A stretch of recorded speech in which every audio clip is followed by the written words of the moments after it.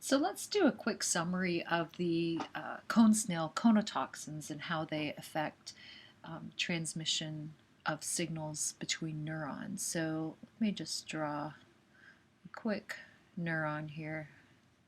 So here's one neuron with its dendritic region here and the axon terminal, and then we'll have it synapsing with another neuron right here. So here's its dendritic region and its axon. So we have several different types of proteins on our neurons that the conotoxins could interact with. So the alpha conotoxin inhibits nicotinic acetylcholine receptors at nerves and muscles. So if you ever had a question about a toxin that affects receptors, the first thing you want to think about is, well, what part of a neuron has receptors on it? And of course, I'm hoping you are all saying, oh, well, that would be the dendritic region. So let me draw a receptor here. So I'll make that in blue. And so we will call this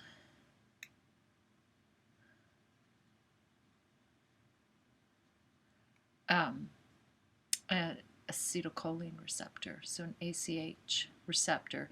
And what that means is that is an acetylcholine gated sodium channel. So if we make our acetylcholine some little green balls here, so that's coming from another neuron that's off the page.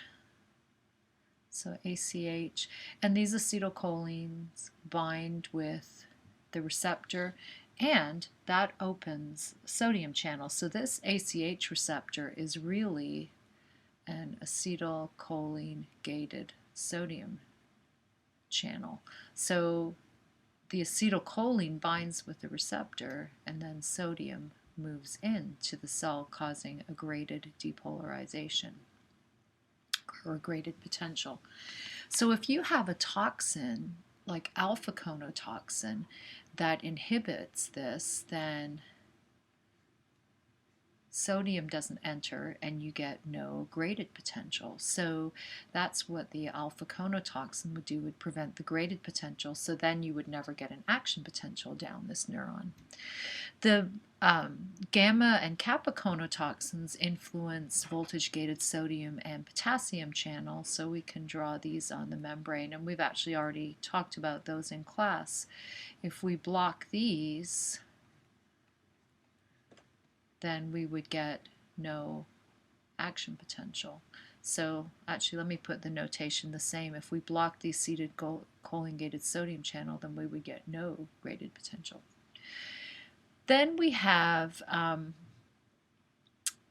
W conotoxin that affects the voltage-gated calcium channels. Well, those are in the axon terminal. So normally, when this action potential comes down, that opens the voltage-gated calcium channel. Calcium enters, and we end up with exocytosis of neurotransmitters. So let me put some green neurotransmitter molecules in here.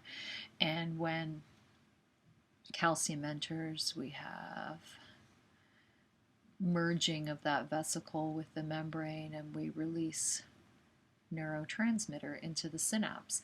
Well, if the alpha conotonin blocks this, or the W conotoxin rather, if you block that, then calcium can't enter and you would have no neurotransmitter released, and then you would block communication to the next neuron in the pathway.